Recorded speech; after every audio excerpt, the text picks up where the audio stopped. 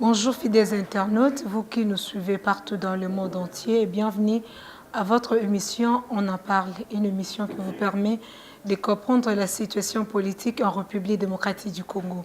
Aujourd'hui, nous avons l'honneur de recevoir pour vous sur ce plateau M. Ludovic Kalingai qui est coordonnateur des forces du renouveau. C'est avec lui que nous allons essayer d'échanger autour de l'actualité en République démocratique du Congo. Bonjour, Monsieur Ludovic. Bonjour, madame. Avec vous, nous allons d'abord commencer avec votre position. Aujourd'hui, pour ceux qui vous connaissent, savent que vous êtes porte-parole de l'Envol. Les choses étonnantes, vous ne l'êtes plus. Pourrions-nous savoir ce qui a fait que vous puissiez quitter l'Envol pour créer votre plateforme? D'abord, j'aimerais une rectification. Cette rectification, c'est au niveau de quitter l'envol. Nous avions quitté le navire Lamouka. Parce qu'on peut se rappeler qu'au niveau de l'accord de Genève, qui a été un complot contre la nation, qui avait fait à ce qu'il y ait un candidat commun qui devrait faire un mandat de 2 ans et demi pour qu'on organise encore des autres élections, n'a pas plu tout le monde. Voilà pourquoi nous, jeunes, qui constituaient toute cette grande plateforme de la MOCA, avions décidé de quitter ce navire. Nous avions quitté ce navire pourquoi? Il y avait divergence d'idées entre les leaders de l'opposition. Nous avions compris que la plupart des décisions se prenaient sans pour autant avertir la jeunesse qui constituait une force pour la République démocratique du Congo. Nous nous sommes dit de quitter ce navire, nous avions quitté ce navire, nous nous sommes dit de soutenir la candidature, le candidat du FCC, que nous assumons jusqu'en ce moment et nous continuerons à assumer cela. Et nous nous sommes dit même de retirer nos candidatures, parce que moi personnellement j'étais candidat député provincial dans la circonscription de Kisanso. Nous avions retiré notre candidature selon l'article 16 de la loi électorale et nous continuons à assumer cela. Et comment expliquer, pendant que l'autorité morale, l'honorable Délice Sanga était de la MOCA, mais vous vous êtes rebellé contre lui, vous avez quitté le parti. Pourrions-nous d'abord savoir vraiment le soubassement de tout ce qui s'est passé au sein de votre parti politique pour que vous puissiez quitter définitivement le parti pour soutenir le candidat Emmanuel Ramazani Shadari? Mais écoutez, je ne peux pas parler d'une rébellion, on doit parler d'un consentement et de ce qu'on veut. C'est un pays démocrate, de la République démocratique du Congo. Même les partis politiques sont démocratiques.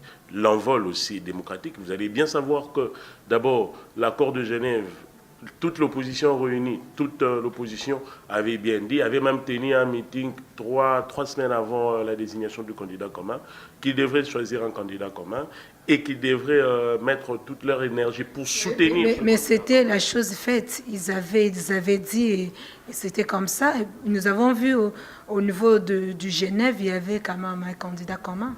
Mais voilà, c'est pour ça que j'arrive les raisons pour lesquelles nous avions quitté ce navire. Imaginez-vous, lorsqu'il y a une désignation d'un candidat commun, après 24 heures, l'autre retire sa candidature pour des raisons personnelles qu'on ne peut pas, et il nous fallait maintenant un choix. Un choix sur 2 candidats, parce que l'opposition était déjà divisée. Et c'est même les raisons pour lesquelles il y a des contestations jusqu'en ce moment. La plupart des personnes n'ont pas compris, mais c'est à nous de féliciter parce que nous avions déjà compris ce danger. Nous savions déjà depuis très longtemps que ça causerait des problèmes. Et effectivement, ça causait des problèmes. Nous avions soutenu la candidature d'Emmanuel Ramazani Shadari. Il a échoué et il est calme. Il a accepté son échec. Mais voilà maintenant, les 2 leaders de l'opposition, où l'un réclame la vérité des urnes, où l'autre tend la main pour travailler avec des contestations, c'est ce qui a créé des problèmes. Et nous avions compris que les leaders de l'opposition sont à la base de tous ces problèmes. Mais le message est clair. Le message, c'est un message d'unité et le message de la paix. Pourquoi? Parce que si nous continuons avec ces genres de contestations au niveau de la MOUCA, au niveau de Catch, il n'y aura aucune solution prise. Et quand je dis aucune solution, et c'est la jeunesse qui va perdre. Nous avions eu à organiser des marches pacifiques. Il y a eu des morts, il y a eu des arrestations. La jeunesse était dynamique, mais aujourd'hui, la jeunesse doit récupérer une victoire. Mais voilà ce qui se passe. Les jeunes sont même divisés. Il y a des jeunes au niveau de la MOCA qui réclament la vérité des urnes, pendant que la Cour constitutionnelle, dont la décision est irrévocable, a déjà confirmé Félix Tshisekedi comme président de la République. Nous devons assumer ça et nous devons nous mettre ensemble pour que nous puissions concrétiser le vouloir de la population. Donc votre plateforme accepte la victoire de Félix Tshisekedi comme président de la République démocratique du Congo? Notre plateforme félicite le fait d'abord que le président sortant, Joseph Kabila Kabange, qui a eu à respecter la Constitution, il a dit, il l'a fait, il avait bien dit qu'il ne briguera pas le troisième mandat, il l'a fait. Et nous, notre plateforme félicite cet acte. Notre plateforme félicite le fait qu'il y a eu élection en République démocratique du Congo avec toutes les difficultés. Notre plateforme félicite le gouvernement qui a financé ces élections. Nous ne limitons qu'à ces félicitations. Hier, c'était vous qui insultez M. Kabila. Aujourd'hui encore, vous acceptez M. Kabila. Pourquoi? Mais écoutez, je vous dis ceci. Nous insultions, comme vous parlez, vous insultez. Non. On s'opposait à une dictature. 18 ans, c'était le chaos. Et aujourd'hui, Joseph Kabila a laissé... Aujourd'hui, le même chaos hier. Mais aujourd'hui... c'est comme si tout le monde dit que M. Kabila a bien fait, il a bien travaillé, il a dit, il a fait aujourd'hui. C'est comme si tout le temps que vous avez fait passer à combattre contre la démocratie, vous avez perdu parce qu'aujourd'hui, en acceptant M. Joseph Kabila comme un homme intègre, comme vous êtes en train de le dire, c'est comme si tout le temps que vous avez fait passer à l'opposition ne compte plus. Mais ça compte. Parce que si aujourd'hui je le félicite, c'est parce qu'il a entendu notre voix. Parce qu'au moment de propagande, vous avez soutenu Emmanuel Ramazani Shadari. Mais écoutez, soutenir Emmanuel Ramazani Shadari, c'est parce que c'était lui qui devrait, que dont le président de la République a laissé comme dauphin l'importance. Nous allons dans des faits. Nous n'étions pas dans une démarche où celui qui sera élu doit continuer. Mais nous étions dans une démarche de l'alternance. C'était ça, nous avons vu au moment de la propagande, il y a M. Emmanuel Ramazani Shadari qui se disait que je suis candidat de continuité. Nous avons vu de panneaux partout, on écrivait continuité. Mais la continuité, c'était par rapport aux promesses de président sortant Joseph Kabila Kabange, qui n'a pas eu à concrétiser ses promesses. Et Emmanuel Ramazani Shadari a bien dit qu'il devrait continuer pour concrétiser cette promesse-là. Mais aujourd'hui, nous sommes tous contents. Pourquoi? Parce que Joseph Kabila n'est plus Monsieur président de la Ludovic, République. pourquoi soutenir Emmanuel Ramazani Shadari, c'est soutenir M. Kabila? Mais non, ça c'est ce que les gens pensent. Je vais dans des faits. Quand j'explique, je vais dans des faits. Je me rappelle la dernière communication de l'opposition unie. Ils avaient dit que le problème de la République démocratique du Congo, c'était Joseph Kabila. Et nous avions réussi à ce que Joseph Kabila puisse partir à travers les élections. Nous le félicitons parce qu'il a accepté de partir avec l'armée, avec les moyens, avec la force. Écoutez-moi, avec l'armée, avec la force qu'il avait, avec l'expérience de plus de 17 ans au pouvoir, il pouvait s'imposer. Mais il a accepté parce qu'il avait promis à la population congolaise qu'il ne briguera pas le troisième mandat. Et nous avions félicité le fait qu'il soit parti dans la paix. Il n'y a pas eu de morts. Le problème qui reste en ce moment, c'est des problèmes de contestation entre les deux camps, de Lamuka et de Kach. Voilà pourquoi nous en profitons pour lancer un message de paix. De lancer un message à éveiller la conscience de la jeunesse. De ne pas se mêler parce que les deux parts ont des responsabilités. Quand je parle des responsabilités, c'est au niveau de ceux qui se sont dit lors de l'accord de Genève. Aujourd'hui, Félix est élu président de la République. Voilà, il a un défi à relever. Nous devons nous mettre ensemble pour l'aider à relever ces défis. Nous devons se mettre ensemble pour l'aider à concrétiser le vouloir de la population. Nous avons juste compris que, ici, en République démocratique du Congo, même si Jésus-Christ est élu président de la République, il y aura des contestations. Pourquoi? Notre problème, c'était Joseph Kabila. Il est parti. Il y a un deuxième problème. Il y a le problème du tribalisme qui s'impose. Il y a le problème de la vérité des urnes qui s'impose. C'est un débat où c'est une forme de chaos qui va encore amener le pays dans une situation de dégradation. Nous ne voulons pas ce genre de système. Voilà pourquoi ce que nous appelons, nous, notre plateforme, la plateforme, le mouvement de jeunes que nous avions créé, nous nous sommes déjà battus pour le nationalisme. Je me rappelle que le jour de la publication provisoire de la CENI, nous avions contesté devant l'ambassade de la France pour l'ingérence politique. Et vous avez même vu que la France avait eu des retenues sur ça. Quand l'Union africaine a demandé à ce qu'on puisse suspendre la décision de la Cour constitutionnelle, nous sommes allés à l'Union africaine, nous avions déposé un mémo. Les images sont là. Pourquoi? Nous avions prouvé devant la face du monde que la jeunesse voulait l'alternance. Et aujourd'hui, l'alternance, c'est quoi? L'alternance, je donne un exemple. Les gens pensent que l'alternance, il faut que Joseph Kabila puisse être arrêté ou qu'il puisse être tué. Non, ce n'est pas ça. L'alternance, c'est un état d'esprit. Joseph Kabila a de l'expérience. Depuis 17 ans en République démocratique du Congo, il connaît tous les problèmes de la République démocratique du Congo. On ne sait pas s'il a échoué, c'était à cause de son entourage ou encore à cause de lui-même, on ne le sait pas, mais nous gardons de la bonne expérience présidentielle en République démocratique du Congo. Nous aurons toujours besoin de lui. Et aujourd'hui, nous allons dire que nous avons réussi. Pourquoi? Nous avions soutenu la candidature du FCC et aujourd'hui, c'est irrévocable, c'est une décision irrévocable. Le FCC et la plateforme Cash vont travailler ensemble. Et voilà le moment où nous avons réussi. Nous avions compris ça avant tout le monde. Pendant que chacun trouvait son positionnement, pendant que chacun voulait à ce qu'il puisse soutenir un candidat pour qu'il puisse être élu ou bien pour qu'il puisse être ministre, mais nous avions choisi le candidat parce que nous savons que ça allait nous amener à l'alternance. L'alternance, ce n'était pas l'alternance. L'alternance, c'était qu'un seul fait, que Joseph Kabila puisse quitter le pouvoir. C'est ça le début de l'alternance. Et laisser son dauphin au pouvoir, mais malheureusement, cela n'est pas... Mais écoutez, le président de la République, laisser un dauphin n'est pas un problème. Aujourd'hui, il y a même des polémiques. Disons que Joseph Kabila, c'est lui qui est en train d'aller aux commandes, c'est lui qui est en train de commander. Nous, on ne sait rien. Ce que l'on sait, Joseph Kabila n'est plus président de la République. Laissons Félix Tshisekedi. Malgré que moi, je ne l'ai pas voté, laissons-le et amenons-le et unissons-nous, unissons toutes nos forces. Il a besoin de tout le monde. Il ne peut pas développer ce pays seul. Il doit développer ce pays avec tout le monde. C'est pour cela qu'il appelle même à l'unité nationale. C'est ce que la population doit comprendre. Qu'on arrête toutes les discussions tribalistes, car le pays ne sera jamais développé, car il n'y aura pas d'investisseur qui viendra et nous allons continuer le chaos pendant plus de 20 ans. Changeons un peu de sujet à présent pour parler de la déclaration de Senko. Nous avons vu au moment des élections, lors de la publication plutôt de l'élection par la CENI, la Senko s'est dit que le résultat publié par la CENI n'était pas conforme au résultat qu'il détenait. Mais aujourd'hui, depuis le vendredi 15, nous avons vu la Senko tenir un point de presse en disant que maintenant, elle reconnaît Félix Tshisekedi comme président de la République démocratique du Congo. Vous, étant que Congolais, quel point de vue plutôt que vous pouvez émettre par rapport à cela? D'abord, la Senko n'avait pas de choix. La Senko avait qu'un seul rôle d'observation. Et en tant qu'observateur, on ne pouvait pas prendre une décision pour publier le résultat. La Senko a compris qu'avec leur positionnement, ça créait la division au sein de l'Église catholique.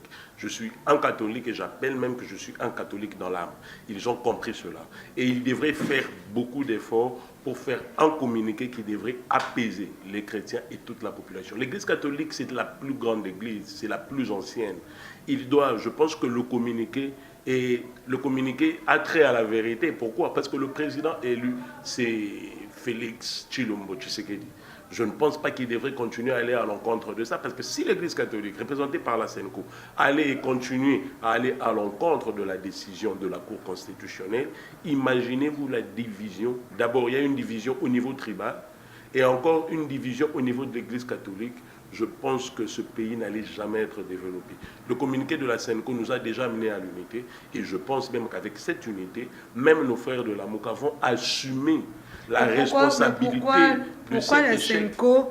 Pourquoi la Senko n'avait pas pris l'initiative d'appeler M. Fayoulou pour lui demander d'accepter ce qui est fait? Parce que normalement, comme nous le savons, selon la Senko, ce n'est pas le président Félix Tshisekedi qui avait été élu par l'ensemble de la population congolaise. Pourquoi seulement publier un communiqué en disant que maintenant, chez nous, la Senko, nous considérons monsieur le président Félix Tshisekedi? Pourquoi ne pas commencer d'abord par parler avec M. Fayoulou et ensuite nous donner un communiqué? Vous ne trouvez pas que peut-être la Senko est en train toujours de créer des troubles au sein de la République? Non, ce n'est pas des troubles. Écoutez, chacun ne connaît pas comment est-ce que chacun fonctionne. Déjà, même en observant Fayoulou, vous allez comprendre que c'est quelqu'un qui n'écoute pas. Il sait qu'il a gagné les élections. Et ce qu'il est en train de faire, c'est le populisme. C'est du show politique. Il veut se faire un nom, et c'est connu. Il sait que non, la décision de la Cour constitutionnelle est irrévocable. C'est Félix Tshisekedi qui fera 5 ans. Laissons-le. Pour Fayoulou, il s'est dit que c'est lui qui avait été élu par la population congolaise. Écoutez, c'est lui qui avait été élu avec quelle preuve?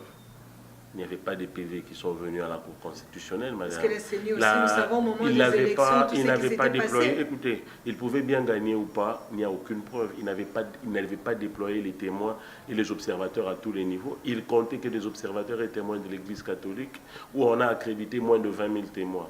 20 millions, presque 17 millions, imaginez-vous. Les 17 millions, est-ce que ça sera une preuve d'une réussite aux élections en République démocratique du Congo? Moi, je vais vous expliquer pourquoi est-ce qu'aujourd'hui, M. Fayoulou a perdu ses élections. Nous étions à la Mouka. Il y a eu une campagne où moi-même j'ai fait la campagne dans ma circonscription de rejeter cette machine à voter, avec explication comment est-ce que cette machine à voter pouvait favoriser la tricherie. Nous avions maintenu cette décision. Même l'accord de Genève a interdit cette machine à voter. Subitement, 4 jours avant les élections, c'est dans des réseaux sociaux qu'on accepte cette machine à voter. Les électeurs qui ont été motivés, qui ont été mobilisés à ne pas utiliser cette machine à voter, ils arrivent sur place. Ils n'ont pas utilisé la machine à voter parce qu'ils ne savent pas. Il y a certaines personnes qui disent que non, Martin Fayoulou, Alobaki, Tokende na machine à voter. Ils n'ont pas voté. Il y a même certaines personnes qui se sont dit, bon, Martin Fayoulou, Alobaki, Tokende na machine à voter, mais Mouto Andima qui machine à voter. Félix Andima qui machine à voter. Elle se retrouve devant la machine à voter. Elle va voter la personne qui avait demandé d'utiliser la machine à voter. C'est simple. Et ils ont voté Félix Tshisekedi. Je vous dis, il y a des coins où il n'y a pas de courant en République démocratique du Congo. Peut-être à Kiri, même à Kisensu, à un endroit où ils ont entendu dire Fayoulou Alobi pas de machine à voter. La maman n'a pas de télévision, n'a pas d'internet. Mais c'est dans des réseaux sociaux. Vous pensez sur Twitter, que par rapport à la déclaration de Martin Fayoulou à Alobaki que Tokende na ba élection sans machine à voter, c'est ce qui a fait que à perdre ba élection? Je ne pense pas, je crois, et je suis persuadé que c'est ça et convaincu. Moi, j'étais sur place, moi j'ai fait la campagne de rejet à la machine à voter. Et vous allez voir même que le taux de participation au vote était très faible. Pourquoi? La plupart des personnes ne voulaient pas de cette machine à voter. Ils ne voulaient pas de ça. Mais nous étions surpris que Corneille Nangaa qui avait dit que nous irons avec la machine à voter, nous sommes allés avec la machine à voter. Mais dites-moi, pourquoi est-ce qu'il devrait réussir à ces élections? C'est ça qu'il faudrait comprendre. Le problème a commencé très très longtemps. Et quand je dis très longtemps, c'est très longtemps. Le deuxième problème, par rapport à la liste aux candidats. Quelqu'un qui n'a pas aligné des candidats à Kiri, par exemple, où on ne connaît pas, on ne parle pas de lui, où il n'a pas battu campagne là-bas, ou dans d'autres endroits, comment est-ce qu'on va le voter? On ne va pas le voter. Si on doit parler, l'UDPS est un ancien. L'UDPS est un ancien. Si on doit parler de ce que vous venez de dire, d'aligner les députés. Nous avons vu FCC aligner les députés partout. C'est d'ailleurs FCC n'est ici plus de députés. Et comment expliquer qu'une plateforme qui a réussi à combiner plus de députés va perdre l'élection? Mais on a le bibouille. Tout cela, c'est par rapport à la communication que nous avions fait. Nous avions fait voir à la population, à travers les réseaux sociaux, à travers les médias, à travers la télévision, que le pouvoir de Joseph Kabila de 18 ans était un chaos. Aujourd'hui, pourquoi est-ce que l'UDPS a gagné les élections? Il y a des mamans ou des papas qui n'ont pas de télévision, mais dans leur tête, c'est le nom de Tshisekedi. UDPS, c'est fini pour eux, ils peuvent même te tabasser. Ils n'ont même pas besoin qu'ils puissent entendre le numéro ou encore la voix de Tshisekedi. Ils se rendent dans un bureau de vote. Dans sa tête, il dit que moi, je suis venu voter Tshisekedi, le candidat de l'UDPS. Ils vont voter. Aujourd'hui, le résultat des élections, ce sont plus de 35 ans de souffrance de l'UDPS. On doit aussi comprendre cela. Le parti UDPS, je ne suis pas du parti UDPS, je n'ai pas soutenu Félix Tshisekedi comme président de la République, mais aujourd'hui, c'est le seul parti qui a plusieurs prisonniers dans des cachots, des laners et tout. C'est le seul parti qui a eu plusieurs morts. C'est le seul parti qui a perdu un leader, comme le Baoba Étienne Tshisekedi qui est mort, qui n'a jamais été enterré ici. ata yo moko mama nzamba kopambola mutaboyede bon siko mais baide wana nyoso monsieur Ludovic baide wana nyoso eyela kibino avant te ponani baide nini baide ozolo bana le seul parti oyo et perdre batou et perdre boy pendant que ozalaki bato opposition soki tobi tozongela mwa baimage mwa bainterview tosalasala déjà ntango banayi koloba monsieur Kabila tolingi yo lisusu te na yo na bato ne esengeli bokende ozalaki parmi mpe ozali parmi bajeune ye wana akei mais tomonaki keno na dernière minute bayi kosoutenir dauphin ya mutu oyo bino oyo banayi koluka ete akende. Imaginez-vous que na plateau naza oyo yo lobi na ngana kende ngana ko kende ngame na lobi avant na kende ngana tikeli bino mutu na oyo ko continuer c'est-à-dire ba idée oyo ngana za nango muta kokoba yeyo mais maman na lobi boy ona franchement na mona ngo problème te moni mabe na biso izane eza lokwa nga so ngana za mabe na otambola na yo to na lobi keno te ana ndako oyo ba lobi ngana za mabe mais na tikeli bino ndeko nga oyo watikala ye wana pesa za mabe lokwa ngai non.